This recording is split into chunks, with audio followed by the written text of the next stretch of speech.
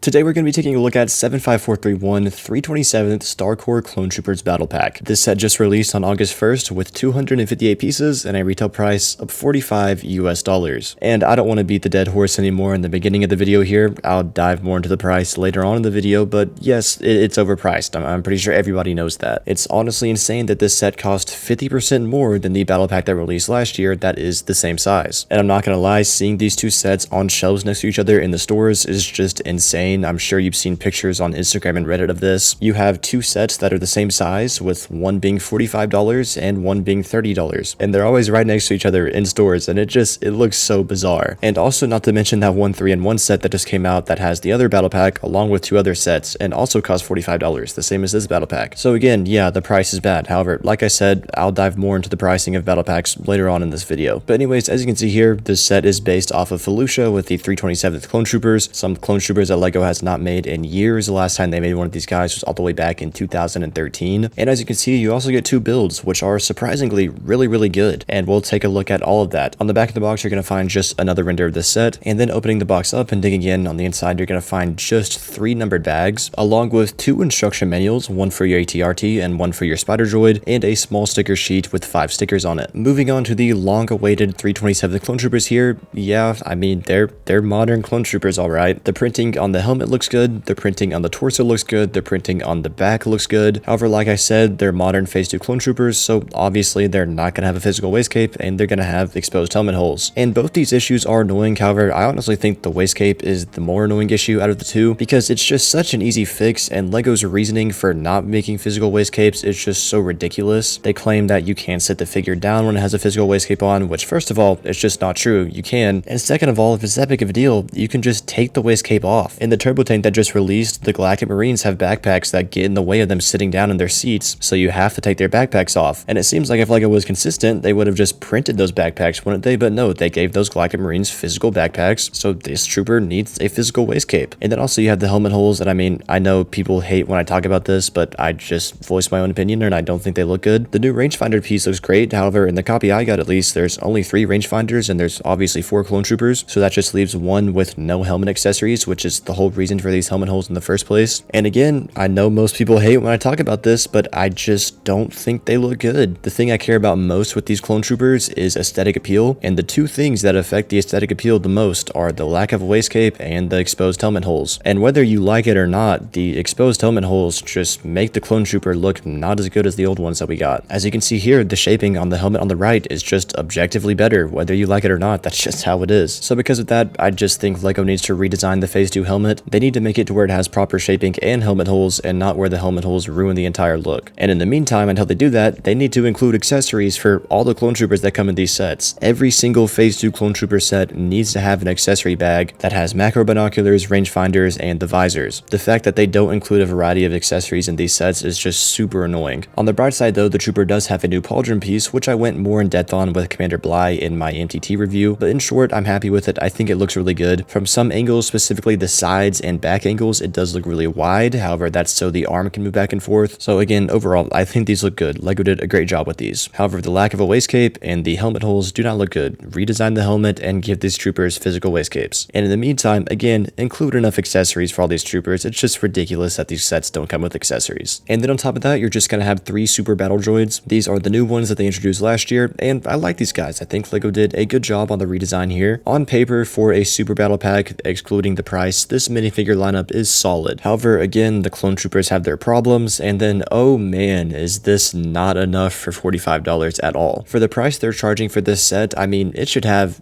gosh, at least 6 clone troopers, I think, along with an extra super battle droid and some regular battle droids as well. What we have here is just not anywhere close to being worth $45. Now, the builds, on the other hand, like I said at the beginning, look really good. Yes, this set is disgustingly overpriced, and the clone troopers have numerous problems, but man, these two builds right here are incredible. I guess first, we'll start off with this new dwarf Spider Droid design, and oh my gosh, LEGO blew this out of the water. The head, as you can see here, is completely redesigned, and it just looks incredible. It is extremely accurate to the source material, and then obviously on the front, you're gonna have its cannon that can move up and down, and then its legs that allow for posability. But man, again, this is easily the best dwarf Spider Droid LEGO has ever made, by a long shot. It's honestly such a shame that this comes in such a trashy, expensive set, because it looks very good. good. And that becomes even more evident when you compare it to the old design here. I mean, as you can see, they just drastically improved the head so much. It looks incredible. Now, one thing I do gotta point out though is that on the legs, there's actually an extra joint on this new model, totaling for 4 joints, while the old models only have 3 joints. And because of that, posing the legs is actually super tedious and can be kind of annoying sometimes. But because the actual build looks so good and so accurate, that's easy to look past. And then moving on to the ATRT, like the Dwarf Spider Droid, it also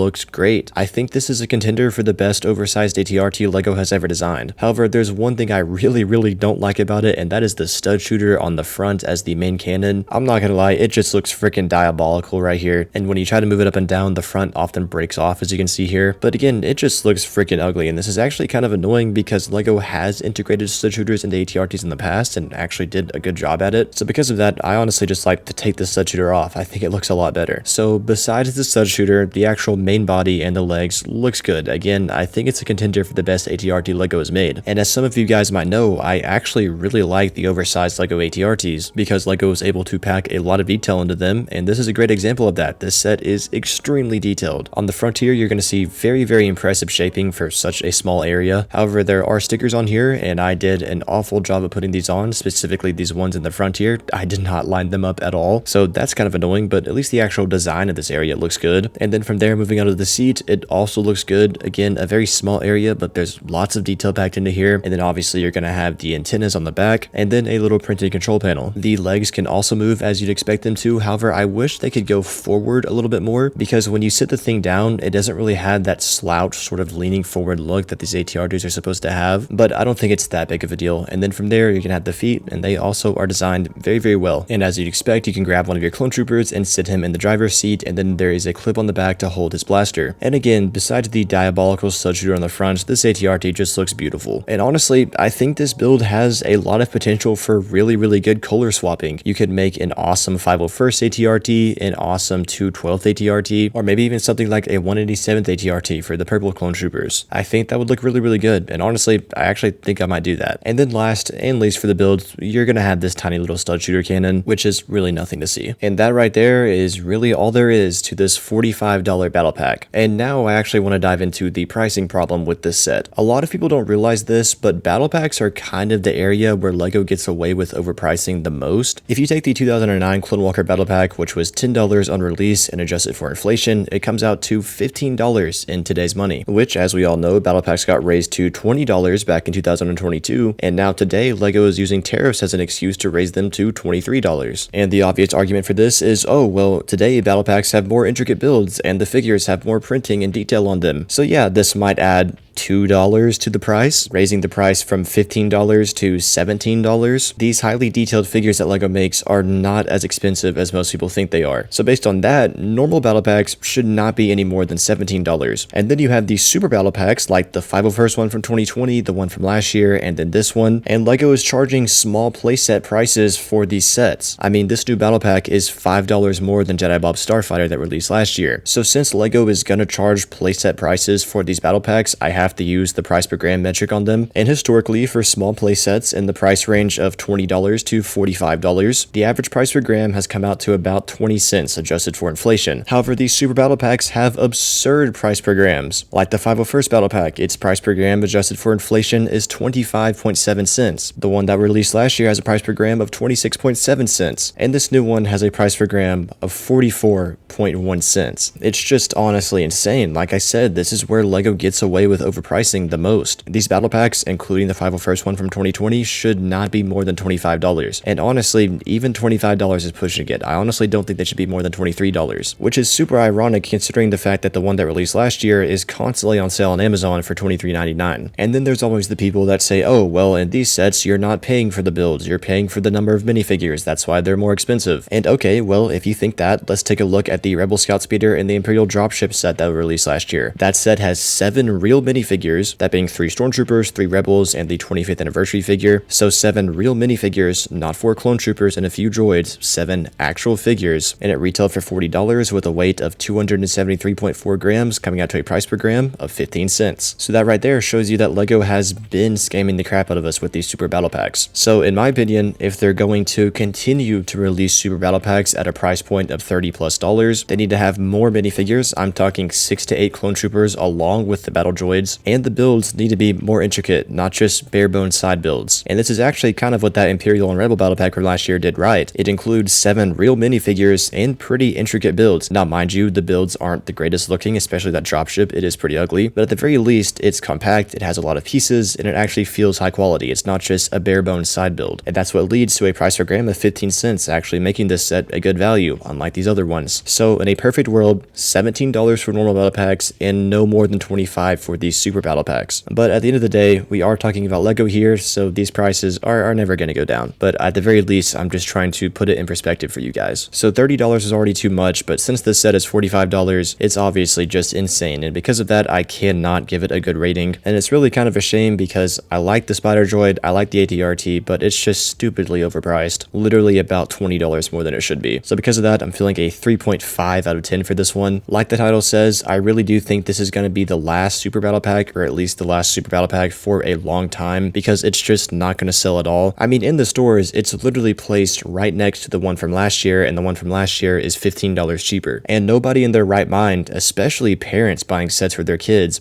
are gonna pick this 327th one over the one from last year where they see the price points. So because of that, this set is just not gonna sell, and I think it's gonna be the last super battle pack for a long time. Anyways though, let me know what you guys think about this set down in the comments below. If you do, please consider subscribing, and if you want to check out more videos, you can see on the screen right now.